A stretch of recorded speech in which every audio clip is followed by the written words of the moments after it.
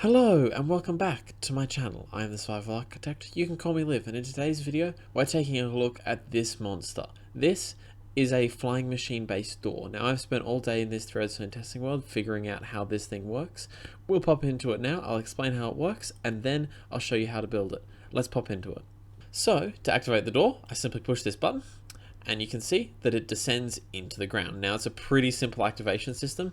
I press the button and this pink wool activates a T flip-flop. Now if you're watching this video, I'm assuming you know what a T flip-flop is. Essentially it's a system that moves this redstone block back and forth and powers one line or the other. Now currently the door is in the down position, which means that this redstone line is powered. Now when the door is in the up position, these observers down here are perfectly in line with this redstone dust, and it detects the update in redstone dust from it being unpowered to powered. And then if I push the button again, you see that this green line here is powered. Now, oh, that's loud. Now this observer detects it and first powers this set of powered rails and then each one subsequently. And that then powers the pistons in the correct order to push the slime blocks up and make sure the door doesn't break itself. Now this system here looks really complicated, but it's not. So it can be broken down into just this little area here. These observers power these powered rails, which is then detected by the observers and passed through the door into the pistons on the inside. And that powers them in the correct order because it takes one redstone tick for a observer to detect and then power the block behind it. Now this is the main bulk of kind of where my time went in designing this door. As you can see, this is a set of vertical flying machines. So this here is kind of the base of the vertical flying machine, and then everything on top of it is just kind of the added bit that allows the door to work. So in here you have a piston facing down to start the downward process and this piston facing upwards. So if I go back over here and press the button, you can see that the first piston that fires is actually this one here, the downwards facing piston. So that observer, or that set of observers, powers this piston and pushes this whole block down. And then this observer detects that, powers this piston, which then pulls what's above it down, and then this observer detects that, powers this piston, and that continues on and on and on up to the top of the door, which is why you kind of see that garage door kind of like shifting effect as it moves down or goes up. And then the opposite is true when the door decides to go up, or when you make the door go up. So the first one that gets powered is this one here. That leaves the honey blocks in this position here, and then this set of observers powers, which pushes this up, or pushes this module here up, which is then detected by this observer, which pushes it up again, and that cascades all the way down to the bottom of the door until it reaches here, where it then travels up behind the rest of the door and reaches the top. And I can just show that really quickly by pushing the button and getting over here really quickly. You can see that it kind of activates in a sequential order. And, you know, this is a expandable system, so if I wanted to, I could add another honey block here with another bit of basalt on the outside. I've just used the new blocks to kind of show that. But that if you wanted to make this door any bigger, you just add another one of these 2x4 modules. So we will now pop into kind of a tutorial on how to build this thing. Hopefully it'll be very helpful, and yes, you can see I just want to address, you can see some of my other things that I've designed in this world. Up there is my iron farm, that was my first test of it. Over there is my shulker box sorter, and down there is my most popular video, my shulker box loader, my tileable shulker box loader. Great video. But I will pop into a tutorial now and show you how this system works. So the first thing we want to build is this bottom flying machine section here. So you need 2 slime blocks like that, followed by an observer facing upwards, and then a sticky piston on top of it. The face of the observer is on the bottom, and it means that it powers the piston on top of here. Then you need slime blocks in this configuration, so 2 up, 1 across, and then another 2 up. In this open gap here, you place a sticky piston, come out here, and you need to place an observer. And before you power that observer, or sorry, before you break that slime block that I've placed just there, you need to put a dispenser here or some sort of movable object so that you can break it without the entire door moving downwards. Then you need to put an observer here and a sticky piston here. Then you change to the honey block or the alternating slime block, and you build an L shape with 3 on the right and 1 on the left.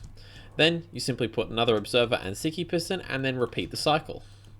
So if I just do that, that's another module. Then then this whole section here, these 6 block sections, or like the 2x3, can just be continually repeated upward and upward. Now it is important to alternate honey blocks and then slime blocks because otherwise they will not they will all stick to each other and it will just become a big mess.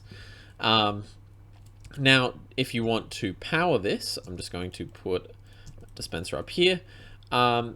You need to first power this piston here, then this piston, then this piston, and then this piston. If you want to send it down, you just power this here, as I will show in just a second. So if you want to send it downwards, you just place something here, and the entire thing moves downwards. I can't show the upward bit yet because you actually need a system like that to send it upwards, but the important thing to note is that this whole bit is repeatable. Now, if you want to make it a door that is wider than 1 block wide, you need to replace, and you want to build a new slice, you simply replace in the new slice the slime blocks with honey blocks like so, and the honey blocks with slime blocks. And this prevents everything from getting stuck to one another. So if I were to just do this, give me 1 second to put all of this in place. That goes there, like that. This faces down, and that faces like that. And then if I want to send just one, if I want to send these both down, what I do is I place those, and everything got stuck. Now, as you can see, everything got stuck to one another. That's because I powered them at different times, and then these honey blocks stuck to each other and these slime blocks stuck to each other, and then you exceeded the 12 block piston push limit. So that's just something important to note. Now this over here is actually pretty self-explanatory, so I'll just show you really quickly. I need a powered rail and some dispensers, or some observers. So this bit is pretty self-explanatory. It's a powered rail with an observer facing this way, and an observer chain in front of it facing down like so. Then behind here, you've simply got an observer, not that way, and then into a block that is usually part of your door, or it can be one of these glazed terracotta blocks if you don't want it to move with the door, and then that will power the piston. Now the piston has to be here with the observer underneath it, like so. And you can see that when the door is in the down position, if I just put it in the down position really quickly. So yeah, this will move down really quickly, but this is really self-explanatory. But when the door's in the down position, I will show that.